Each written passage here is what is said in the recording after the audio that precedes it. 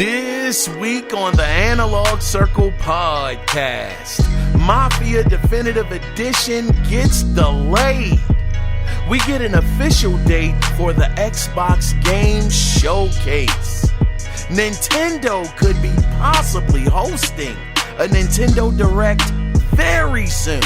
And PlayStation 5 may be backwards compatible with the PlayStation 1, 2, and 3. All of these stories and quite a few more can be found here right now in episode 136.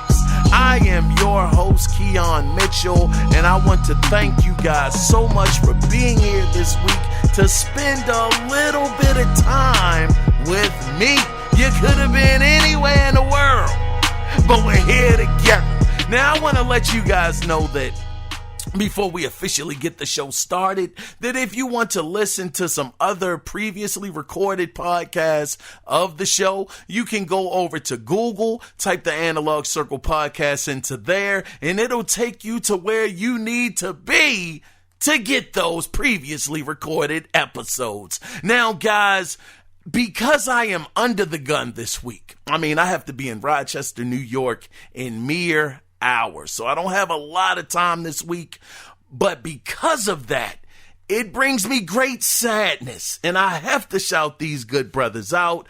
One Subset Tekken, Cody Clark, Free Fly Ferret, and Vaughn. Brothers, because I'm under the gun this week, I'm not going to have a chance to read your feedback questions, brother. I'm really, really sorry about that, but I promise y'all, I will make sure that on the next episode that I read those off. And I want to thank you guys again for always writing in, always showing support, always being in the feedback section. It means so much to me. And guys, once again, I promise y'all, I'm going to read them next week. But big shout out to y'all, man.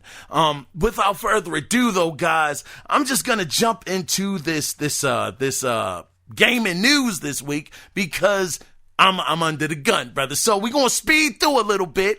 I'm not going to really elaborate too much. I'm just going to read the news. And, we're going to take it from there, man. So let's kick things off with some Atari VCS news. Now, Atari made the official announcement that the Atari VCS, which was shown back in 2018, will officially launch in fall of 2020 and will sell for $390 if you pre-order it. But if you don't pre-order the console and you buy it after it launches, it will sell for $400. Just a $10 savings. That's ridiculous. It'll sell for $400 with guaranteed delivery before December 24th, 2020. Now, the console will also ship with the Atari Vault, which will include more than 100 arcade and home classics.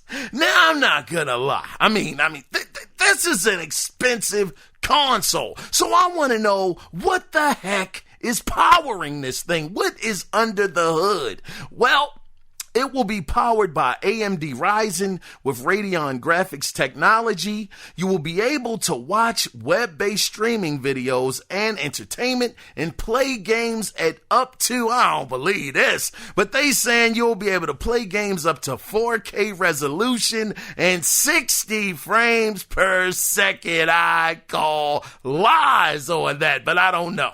But one of the most standout features to me about this console is you will be able to develop, well, allegedly, because we know these companies, they don't always be telling the truth. They be lying a little bit, but they're saying, according to them, you'll be able to develop new TV-based games and apps for yourself, your family, or to share with the Atari VCS community. Now, you will be able to play with friends, which means that, I'm guessing that means it'll be some online kind of compatibility with it, but you'll be able to play with friends and publish your creations as part of an expansive community of gamers, fans, and devs. Now, this is a quote from Atari about their console, and I quote again, Atari returns to the living room with the Atari VCS, a completely modern gaming and video computer system, blending the best of consoles and PCs to delight a whole new generation of gamers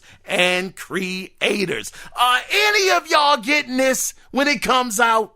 $400? When you have possibly, we don't know yet, but word around the gaming streets is quite possibly that the PlayStation 5 all digital is going to be $400. And you mean to tell me that Atari VCS is going to release at the possible same price point as a PlayStation 5? Man, I'm going to call DOA on this. I don't know anybody that's going to get an Atari VCS for $400. Granted, if it's true and you're able to make your own video games on this thing, you're able to distribute them, possibly make some money off of that. If it works like that, that's a pretty cool perk.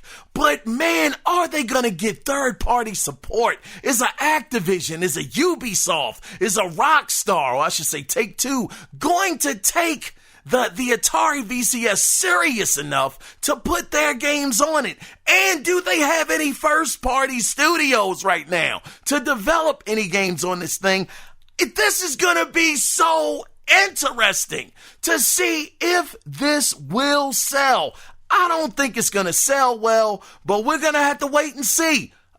Man, I'm just blown away that they would be that bold to sell this thing for $400. And then they make it sound like they're giving you such a good deal. If you buy it before it releases, guess what we're going to do? We're going to sell it for $390. $10 off of the original price tag. Man, you gotta be crazy. Let's go ahead and let's move on into the next story. And to me, I would say the biggest news of this week. Now, in huge Microsoft news via Twitter, Xbox said, and I quote, Xbox Game Showcase July 23rd, 9 a.m. Pacific time at Summer Games Fest. Pre-show at 8 a.m. Pacific time with at Jeff Keighley on at YouTube Gaming hashtag Xbox Game Showcase.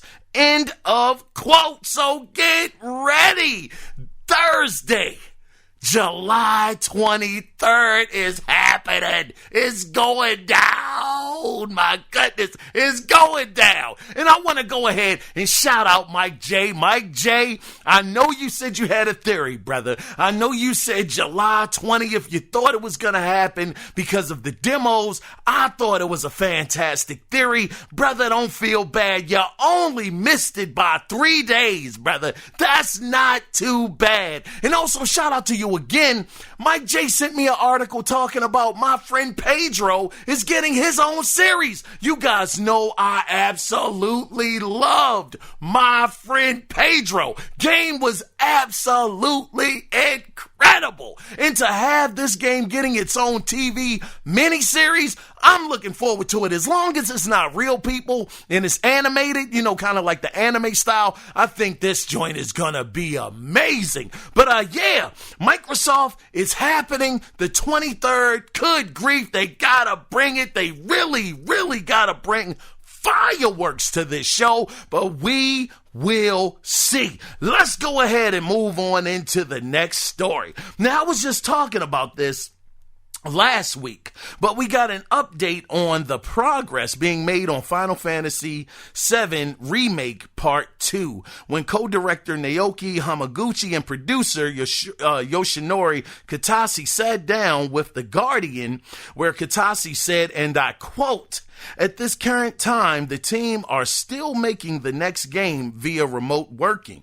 Our performance will temporarily drop below 100% efficiency because of this, but I do not think there should be a big impact in the long term." End of quote. So it looks like COVID-19 has slowed down the production on Final Fantasy Remake Part 2, but according to Katase, they believe that it shouldn't have any long-term effects of the production. So we'll see what happens. Going to keep a close eye on this. Hopefully the game doesn't start to slip past the 2-year mark, because I think that if Final Fantasy VII Remake Part 2 released in 2022, I don't think people would be too upset. But if you go past a 2-year barrier, then I think people would start to feel a certain kind of way. But we'll have to see what happens, and, hopefully, it won't affect it too much, and we'll get it in a timely fashion. But let's go ahead and get into the next story. Now, this is just a quick update, but it does appear that Microsoft has expressed interest in buying WB Interactive Entertainment. And this is according to 2 people who are familiar with the situation. But here's the thing. And I don't think people are really talking about this, but AT&T, at this point in time, they haven't decided whether they will sell it off and are still looking at ways to pay down their $154 billion debt. Now, if Microsoft did acquire them, they would get several development studios, including Monolith, NetherRealm, Rocksteady, WB Montreal, and several other studios, and they would get the Mortal Kombat IP. Now, what I didn't know the first time I reported on this was the Batman IP and Harry Potter IP would not be included in this acquisition, and that those properties would have to be licensed out in order to be used. Now, I have to say, wow, even if they don't, get the Batman IP, the video game Batman IP, or Harry Potter IP, as far as like in the gaming sense, just off of that, getting Mortal Kombat in your stable, getting Monolith, getting NetherRealm, Rocksteady, those 3 great development houses, man, that is a huge win. And I know that Phil, he's out there, he's talking about he wants Game Pass to be the Netflix of gaming. These 3 studios right here, Rocksteady, of course, being the standout. This would be incredible. And then having Mortal Kombat. This is the thing. I think that if Microsoft did get the Batman IP, some people were saying that they could fight fire with fire and fight against Sony for having, Spider-Man. They would have Batman. Microsoft has shown that this generation, and I'm sure into the future, they don't really care about the exclusives. And that does suck, because I do want to have a reason why I'm buying your console at the end of the day. So I don't think that they would have Mortal Kombat be exclusive. I don't think they would have an Arkham Batman game be exclusive. But where they do have an upper hand, where they could get a lot of people to still get the game on their platform, especially with game prices going up possibly to $70. They have that one big ace in the hole that looks better and better as the days and weeks leading up to next generation get closer, and that is Game Pass. How amazing, absolutely amazing would it be that on the Xbox side, they say, look, you don't have to pay $70 for the game. All you got to do is sign up to Game Pass, get it in there, and you save $60+. Now, if you're on the other competing platforms, if you're over on the PlayStation 5, then you can feel free to get it over there, but it's gonna cost you $70. That is a big advantage they would have with this deal. They could still get their money, and I don't care about their money to a certain extent as long as it's enough to keep them afloat. That's all I care about, because I don't want to see anybody go under, and I want competition to continue. But as long as they're getting their money in other places, and they can still keep their fan base happy with having this come out in Game Pass and save $60, along with that, being able to have 100 other games to choose from, that is a huge win. But we'll have to wait and see if Microsoft actually will pull the trigger on this. Did I say trigger? I meant trigger on this deal. Let's go ahead and let's continue on with the Microsoft train, because, man, this was another very interesting story. It looks like they are putting publishers on notice. Now, in a GameSpot article, it's being reported that Microsoft is warning Series X developers against charging for upgrades from this current generation to the next, which would aim to disincentivize publishers from charging for a service that Microsoft will be providing for free, which is, of course, smart delivery. Now, VGC is also reporting that Microsoft is encouraging publishers to instead adopt a no-cost upgrade model like smart delivery or EA's dual entertainment. Now, according to publishing sources with alleged knowledge of Microsoft's next-gen policies, they are saying that this is a mandate, and developers will not be able to charge money for any upgrades to their games on the Xbox Series X platform. Now, despite this, Microsoft will allow publishers to sell a cross-gen bundle that includes 2 versions of the game similar to 2K. Now, to me, this does make sense, because Microsoft has been hyping up smart delivery the whole time to the lead up of this next generation. And how bad would it be for them if they allow publishers to get away with saying, if you want the updated version, pay for the DLC to upgrade? This is, I mean, good grief, I don't know. Does Microsoft have that much pull, though? Can they pull that much? I mean, because, look, if I'm a developer, if I'm a publisher, let's just say the publisher, the developer, they do what they do, but the publisher, they're trying to get the money. They trying to get to the bag. If I'm a publisher and Microsoft is telling me that I can't charge for DLC to upgrade the game, but I have to use their smart delivery system and I'm going to lose out on money, do I walk away and say, well, Sony, look, they ain't acting right on the Microsoft side. Y'all gonna let us do what we want to do, right? You know, and they just walk away.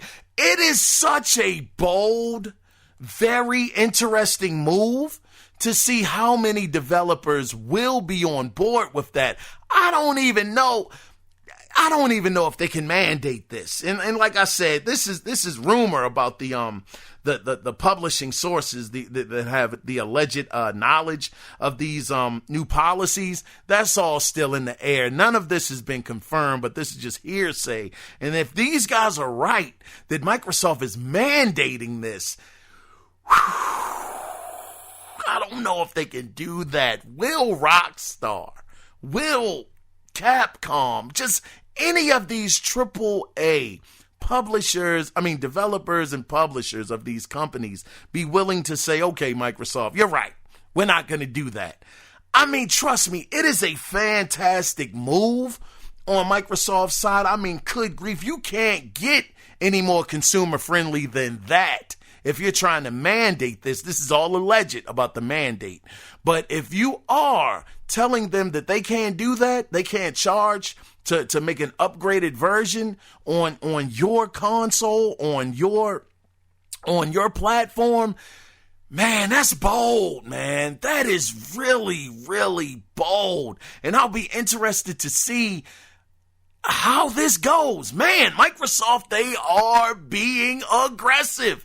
And this is the thing. They talked about the smart delivery at one time where they said the developers don't have to do anything. It'll automatically sync it up to the console that it's on, and it will make the upgrades by itself. So in I guess in hindsight of looking at it for what it is, there really isn't a reason for these guys to do this. It's not like they're going to have to put a whole nother team on it to do it, as long as it works like Microsoft says. So I can understand their stance on that, but what a bold move. We're going to see what happens with this, man. Very, very, very interesting. Man, let's just go ahead and move on to the next story. Now, we not only have the date for Microsoft's upcoming event, but we also got more information about Gamescom. Now, the virtual show will take place from August 27th to August 30th. The show will be in partnership with Jeff Keighley, IGN, Webedia,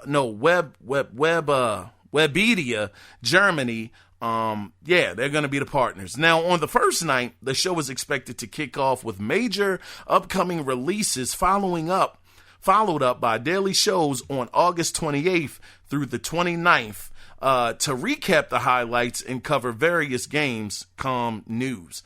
Also, the 29th will give a huge spotlight on up-and-coming indie games, and August 30th will wrap things up with a best of show event. So this is great to see that this is happening. I look forward to seeing what they show. Should be cool. Gamescom is in full effect. The virtual show. All right, let's go ahead and let's talk about Mafia Definitive Edition. Now, the game has been delayed from August 28th to September 25th. Now, here is the direct quote from Hangar 13. Man, Hangar 13 is on this. That's so dope. Now, from Hangar 13, finalizing everything in time for that launch date has become increasingly challenging, and the last thing we want to do is compromise the quality of the experience. End of quote. Now, even though the game got delayed, we will be seeing the game very soon, because Hangar 13 said that they will show a, quote, extended look at the game on June 22nd. So this is a game that was not on my radar. I never played the first one. The only Mafia game I played was the third one, and that was by Hangar 13. That's why I was like, oh man, a little pumped to see them on this one, because they did a great job with the story.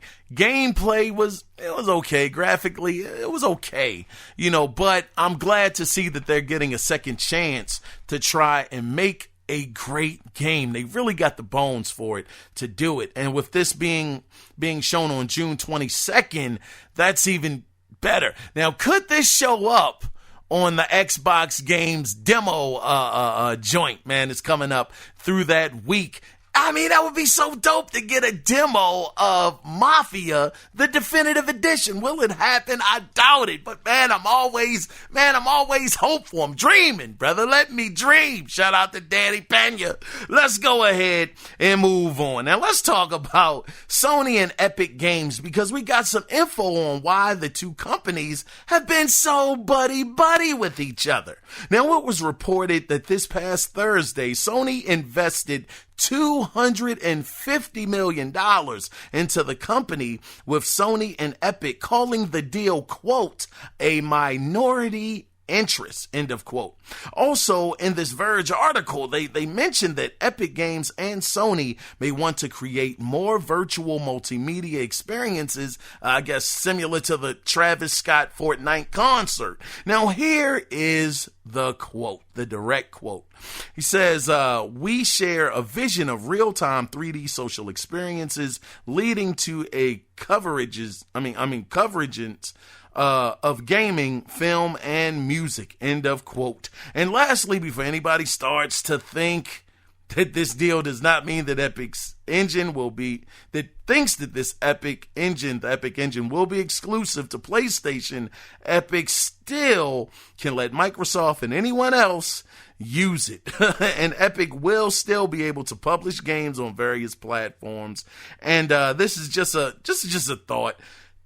Could this deal mean that Epic could possibly get PlayStation games exclusively on their Epic store for a certain time period? We do know, if you think about it, and I just truly thought about this, Detroit Become Human, if I'm not mistaken, Detroit Become Human was a Epic Store exclusive for a while, wasn't it? And the thing about that game is that was a PlayStation 4 exclusive. So usually when we see these deals in the news, they have been happening for months and months and months and months before it really gets to our radar. So could that be a sign, a telltale sign, no pun intended, but intended, that we could see Sony and Epic, man, my microphone's acting up bad. But could we possibly see Sony being on the Epic Game Store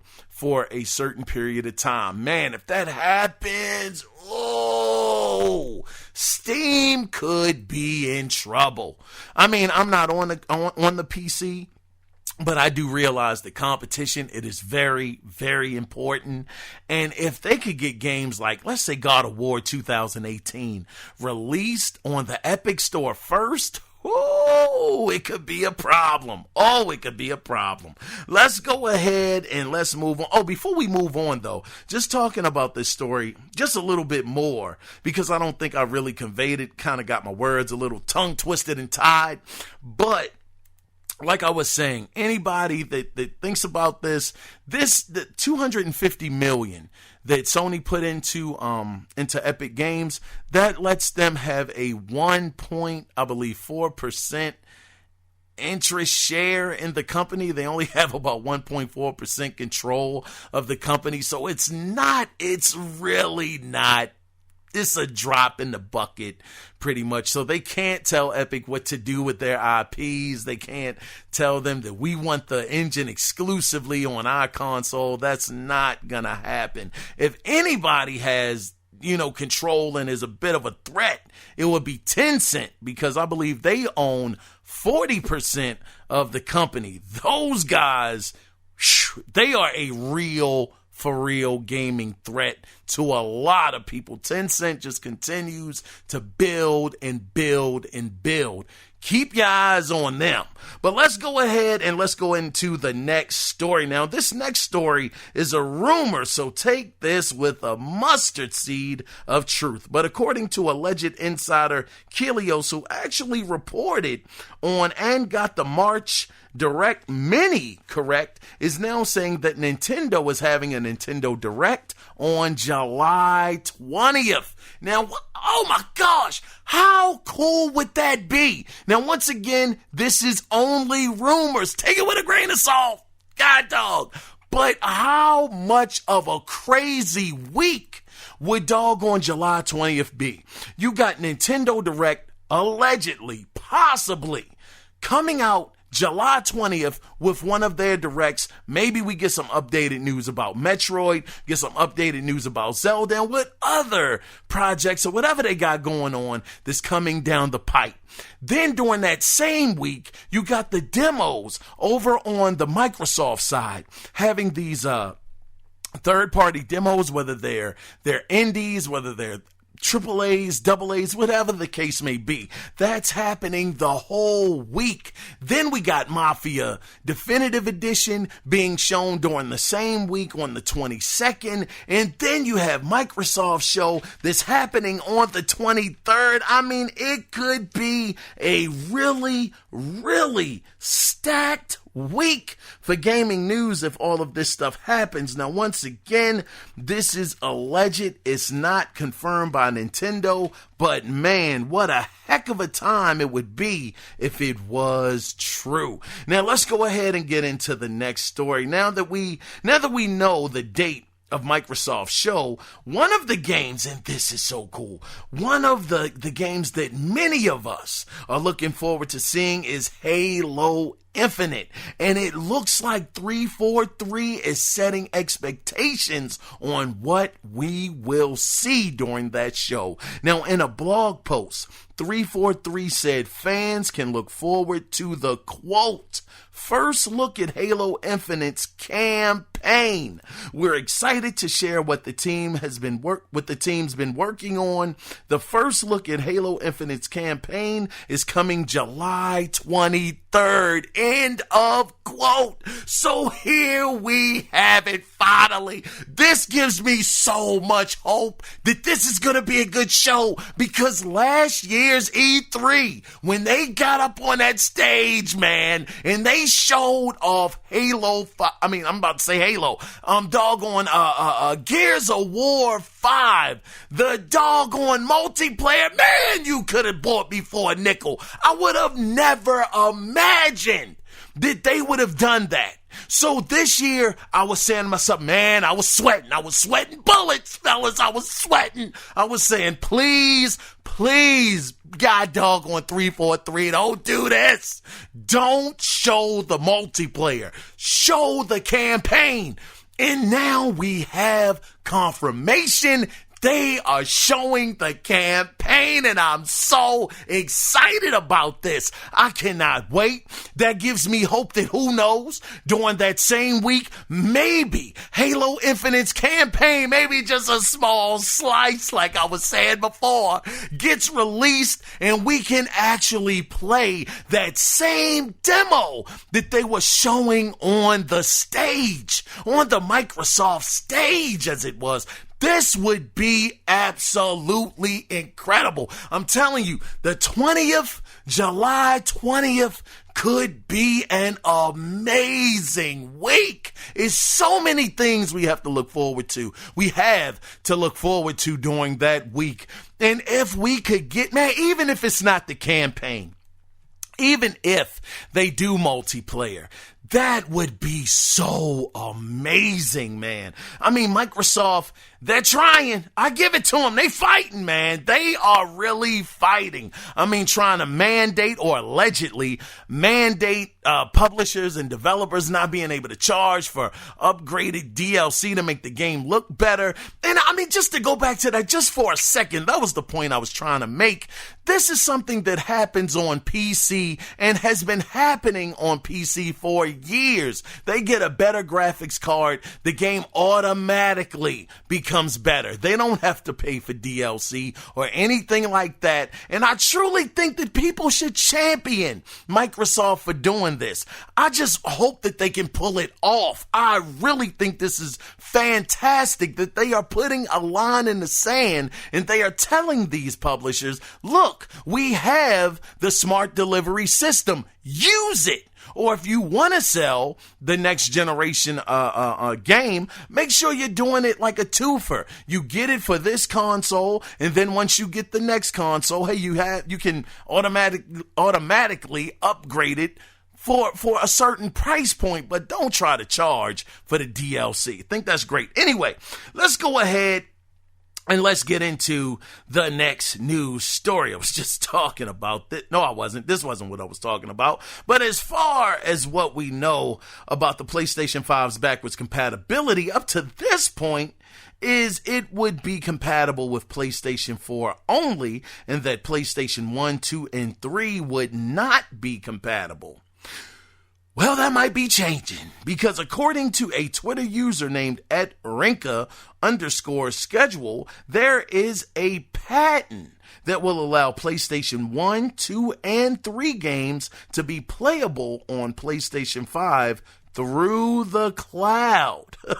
Now, it was mentioned in this Short Life article that this could become part of a subscription service. Now, I guess it would kind of be like on the lines of like what Nintendo does. When you sign up there on their service, you get access to their older games. So either way, it doesn't look like you will be popping a PlayStation 2 disc into the PlayStation 5, kind of like you can do on the Xbox side. Now, guys, this is the thing.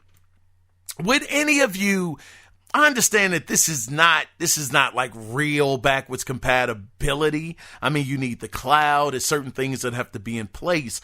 But if they did make it so you could play PlayStation 1, 2, and 3 games via the cloud, and it was a subscription service, would you guys be interested in that? Would you guys want to play, I don't know, Dark Cloud from the PlayStation 2 era, or Bouncer from the PS2 era, or the God of War 3 on PlayStation 3? I mean, would that be something that you guys would be interested in? I mean, because it looks like I was talking about earlier, these subscription services, it looks like in this upcoming generation, I think they're going to boom because of the gaming prices. And I understand that, PlayStation 1, 2, and 3, that's not talking about this upcoming generation, but just having just an overall library of games to choose from to, keep you busy.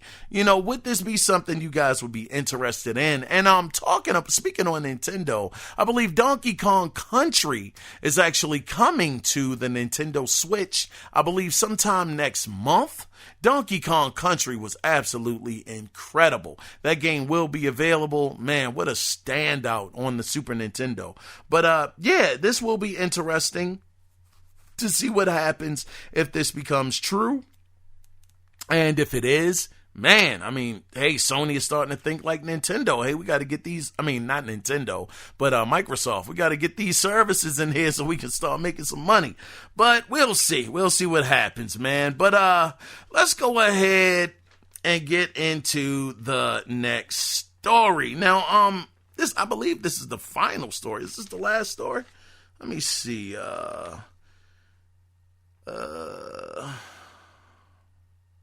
Oh, yeah. Oh, man, you guys remember this? It was this rumor. Now we were getting examples earlier this week from Jeff Grubb over on Twitter suggesting that Cyberpunk 2077 would be in Game Pass day and date, which got a lot of Xbox fans and the Xbox community overly excited about the possibility of this happening. Well, don't get too excited because it looks like word got back to CD Projekt Red because their lead PR boss, Radek Grabowski, he said this on Twitter, and I quote, "You have to pick another example, Jeff. No Game Pass plans for Cyberpunk 2077. End of quote. So, man, this was a rumor. This was a long-running rumor, man, at least like 2 or 3 months. I think shortly after CD Projekt Red said that they were going to be doing that free upgrade to the Series X, people started saying, oh, man, this might mean that it's coming to Game Pass. Oh, shucks. Nah, brothers, it ain't happening. At least not for the foreseeable future. And it's understandable, man. At the end of the day, it is a business. These guys want to capitalize as much as they can on the business. So if this does happen, it'll probably be a year from now, maybe longer, but definitely not in the near future. Oh, man. Now, wrapping this up and getting into the final story for this week, UFC 4 is releasing on August 14th, 2020. And if you pre-order the game, this was so interesting and got my wheels turning, brother.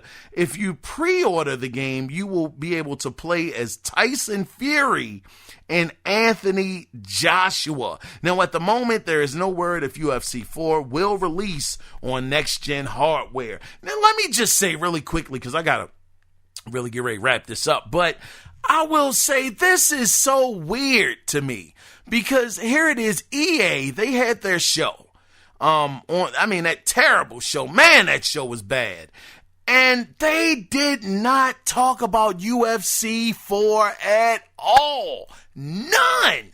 And all of a sudden, now just on a random, what was this, yesterday? I saw this Saturday. They show, hey, we're releasing this. So that made me think, and I know here comes the doggone, this is just dreaming. Again, I start saying, what if God, dog, what if Mass Effect remake or remaster, whatever it's gonna be, shows up on the Microsoft stage? I know, call me crazy, call me insane, I know. But man, it really made me wonder, good grief, if they did this for UFC 4, they didn't show the game on their own stage, but randomly, just says, oh yeah, the game is coming out next month, enjoy. I said, man, maybe, just maybe, it could be a Microsoft show. We'll have to see. But the other part of this, I'm about to wrap it up, but the other part of this that is so interesting, and it gives me some hope, is that Anthony Joshua and Tyson Fury are two of the biggest boxing names in boxing right now. If they were able to license those two guys who are at the height, at the pinnacle of their career, could this mean that we could be getting a new fight night sometime soon? Could it mean that they are keeping the door slightly cracked? Just a little bit of just openness to say that this is possible. We could make another fight night. And could this just be a prelude to them actually announcing a new fight night coming soon? I'm dreaming. I'm on the dreamscape right now, brothers. I'm just hoping that this stuff comes true. It will be awesome to see, but man, nonetheless, we're going to get out of here. That is the end of the gaming news this week. Man, that'd be so amazing. Matter of fact, dog, looks like Ubisoft's joint is starting right now. It's 2:50. Well, not starting right now, but about to start. It's 2:50 in the afternoon, and I got to be out of here. Just a little bit of time. But anyway, let's go ahead and let's get into the final section of the podcast where I'm going to ask you guys a question. Now, is the games showcase a make or break event for Xbox? Because this generation, I have to say overall, it has been abysmal. I would say that this Xbox generation has been terrible. Anytime you've had just Quantum Break, you've had Halo 5 that didn't meet the mark, several other games that I mean, I'm not going to go down the list. I just ain't got that kind of time, but they just have not had that generation defining game this whole generation. They haven't come out with a ton of AAAs. They've just been, seems like, concentrating on AA's for the most part, Ori and Cuphead and just a few other ones. But this year, to me, this is make or break. You got people out there saying, nah, Microsoft doesn't have anything to worry about. BS! They got a lot to worry about. Because for me, if they got slaughtered as bad as they did this generation and then leading up to the next generation, this show coming up, what's it going to be, next week, I guess?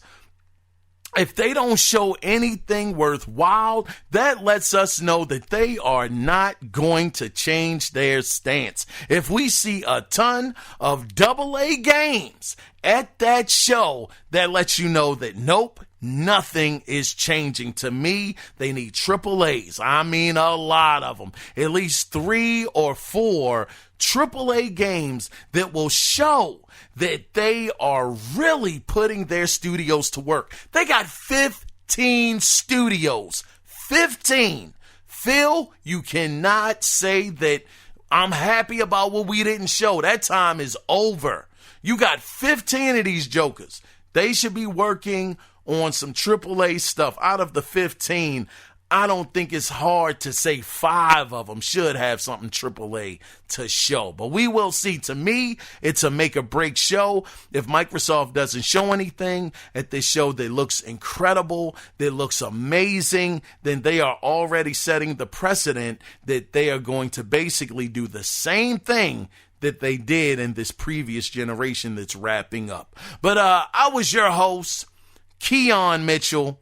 It's been fantastic. Once again, I really am sorry that I wasn't able to get into the feedback section. Once again, shout out to One Subset Tekken. Shout out to you, Cody Clark, Free Fly Ferret, and Vaughn. I'll make sure that I get you guys your questions and your takes next week's show.